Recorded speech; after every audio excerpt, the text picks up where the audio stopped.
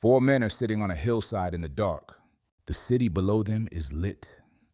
The temple, Herod's temple, is enormous in white and gold. And at night, the torches make it glow like something that was never meant to go dark. From up here on the Mount of Olives, you can see all of it, the courts, the colonnades, the stones that Josephus would later say were so large that a single one could shelter a family.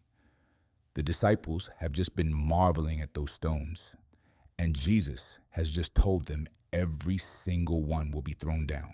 So now they sit in silence. Peter is there, Andrew, James, John, four fishermen from the north who somehow ended up here on this hillside with this teacher who keeps saying things that split the world open. And one of them, Mark, tells us it was the four of them together, asking privately, leans in and asks the question that has been inside every one of them since the Temple Mount.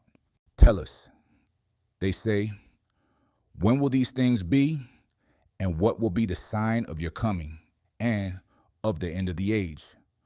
What Jesus says next is the longest single answer he gives in any of the four Gospels. He does not rush. He does not hedge. He does not say, I cannot tell you that. He sits down on the hillside above the city he is about to die for, and he looks at these four men he loves, and he tells them everything. This is not a prophecy chart. This is not a timeline. This is not a date prediction. This is a conversation between a teacher and four terrified friends. And it begins not with fear, but with the most unexpected word, calm. One more thing. Before we begin, somewhere in the Aegean Sea, on a small black volcanic island called Patmos, an old man will one day fall on his face before a voice so violent he cannot stand. The same voice that is speaking now on the Mount of Olives. We will get to him, but not yet. Jesus begins with a warning you might not expect. Watch out that no one deceives you, he says. Not watch out for earthquakes, not watch out for wars. The very first sign he names is not a disaster in the world. It is a disaster in the soul. For many will come in my name, claiming, I am the Messiah, and will deceive many. The Greek word here is planao, to lead astray, to cause to wander. Jesus is telling you that before any trumpet sounds, before any nation rises against nation, the greatest danger you will face is a counterfeit voice claiming to be the one you are waiting for. This matters more than we usually admit, because in the last 2,000 years, the list of men who have claimed to be the returned Christ, or the final prophet, or the one the church has been waiting for, that list is not short. And in almost every case, people who loved God followed them. Sincere people, praying people, people who wanted the end to come because they were tired and longing for something better. Jesus is not warning strangers. He is warning you, stay with me. The second sign Jesus names has caused more confusion and more unnecessary fear than perhaps any other.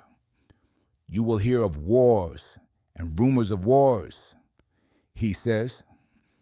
And this is the part that stops you cold when you actually read it, but see to it that you are not alarmed. Not alarmed. The Greek is thoio, to be inwardly disturbed, to let the noise of the world get inside your chest. Jesus is not saying wars will not come. He is saying they are not the end.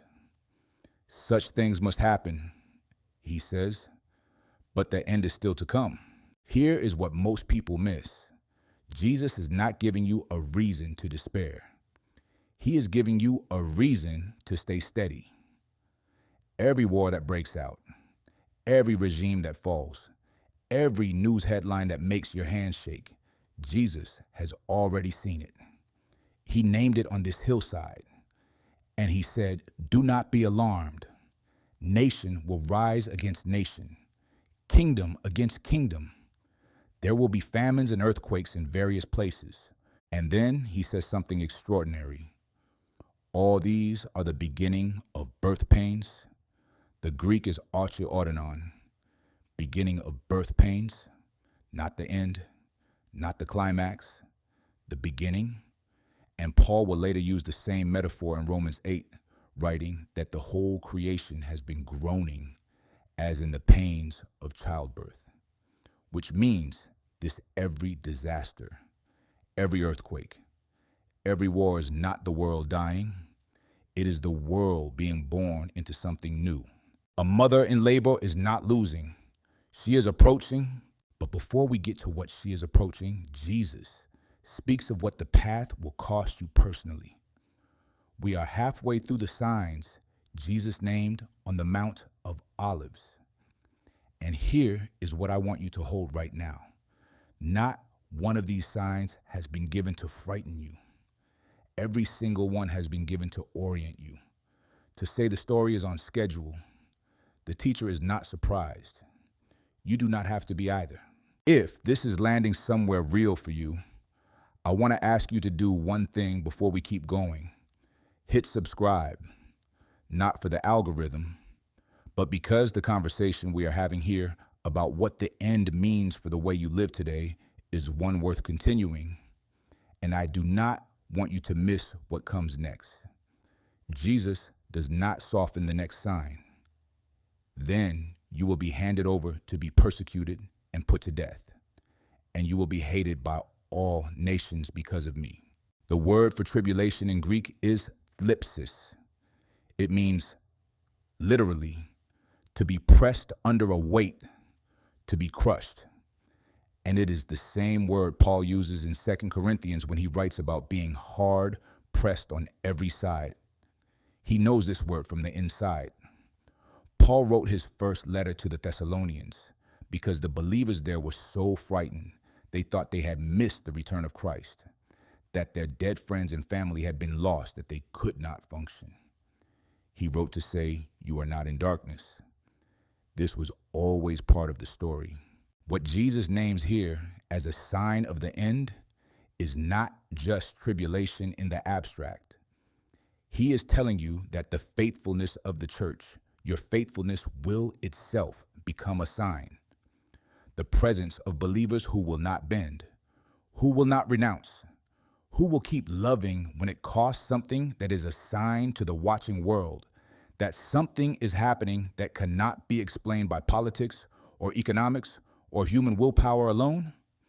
And this is where it gets remarkable, because the very next sign Jesus names is not a disaster at all. It is a commission.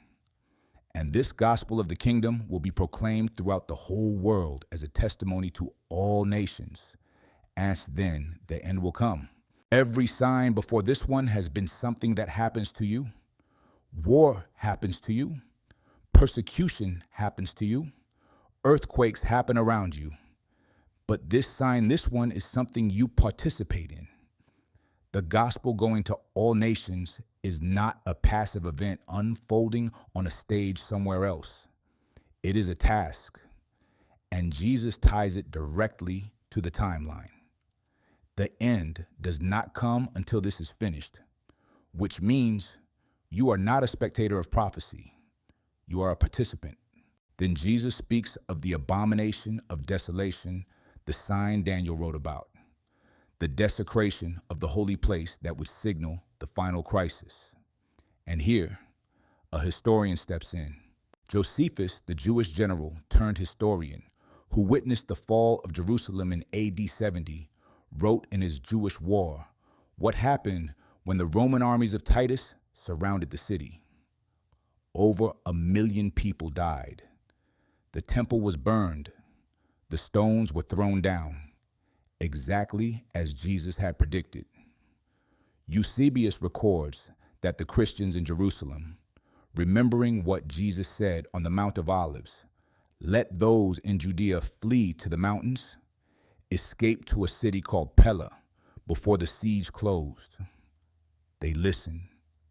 They survived, The words spoken on this hillside saved lives.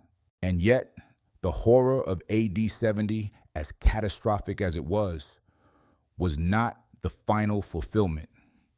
Jesus speaks of something beyond it, something still coming, a tribulation greater than anything in history, followed by his return. Tacitus, the Roman historian, writing about the period before Jerusalem fell, records that strange omens hung over the city, voices heard in the temple at night, a sound like a great multitude departing. Even Rome's most skeptical chronicler could not quite explain away what was happening in that city in those final days. The signs are real. The history is real. But Jesus is not finished. Now we come back to the old man on the volcanic island. His name is John. He is the last living apostle. He was there on the Mount of Olives that night, one of the four who asked the question. He was the one who stood at the foot of the cross when the others had run. He was the one Jesus looked at from the cross and said, "Behold your mother," entrusting Mary to his care. And now, decades later, he is in exile on a small island called Patmos in the middle of the Aegean Sea, because Rome has decided that an old man writing letters about a risen Jewish carpenter is too dangerous to leave free. And on the Lord's Day, alone on that island, John hears a voice, not a quiet voice, a voice like a trumpet, like many rushing waters. The voice turns him around, and he falls on his face as though dead. And the voice says, what do you think the voice says? Do not be afraid. The same words the angel said to Mary, the same words Jesus said to the disciples on the water, the same words that have been spoken to every terrified person in this story from beginning to end. And from this terrified old man on a volcanic island. The last book of the Bible is born the revelation, the final testimony to everything Jesus promised that night on the Mount of Olives. The circle closes. Now think about a woman in labor, not as a metaphor, as a reality you have probably seen or experienced. In the middle of labor, there is a moment, every mother knows it, where the pain becomes so total, so overwhelming that it seems impossible it could lead anywhere good. The body is at its limit. The mind says this cannot continue. And in that moment, what keeps her going is not the absence of pain. It is the knowledge that the pain has a direction. It is going somewhere. There is a child on the other side. Jesus called the signs of the endarche, odinon, birth pains for this reason.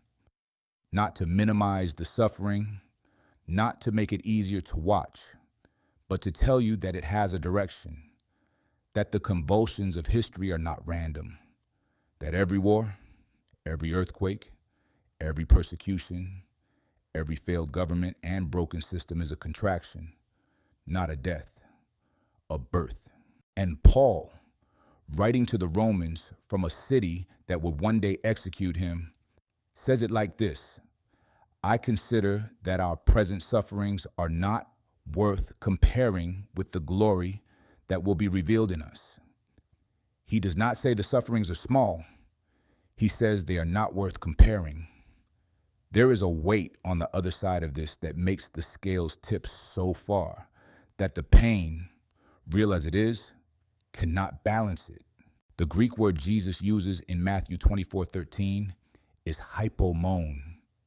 It is usually translated endurance or perseverance, but it does not mean passive waiting. It means active, anchored, forward-leaning endurance. It is the posture of someone who has been told where this is going and has decided to keep moving toward it. Not because the road is easy, because the destination is certain, but the one who endures to the end, Jesus says, will be saved. And then, and this is Luke's version, the one Matthew does not include, Jesus says something so unexpected that it rewrites everything that came before it. He has been listing disasters, wars, famines, earthquakes, persecution, cosmic signs in the heavens. And then he says, when these things begin to take place, stand up and lift up your heads because your redemption is drawing near. Not bow your heads, not hide, not mourn. Stand up, lift your heads. The same signs that the fearful use as evidence that God has abandoned the world, Jesus says, are evidence that he is close. So we come to the end of the Mount of Olives conversation, and I want to leave you with three things. The first is this: every sign Jesus named is a sign of orientation, not terror. He did not list these things to paralyze you. He listed them so that when you see them, you will not be caught off guard. You will know where you are in the story. The teacher has already read ahead.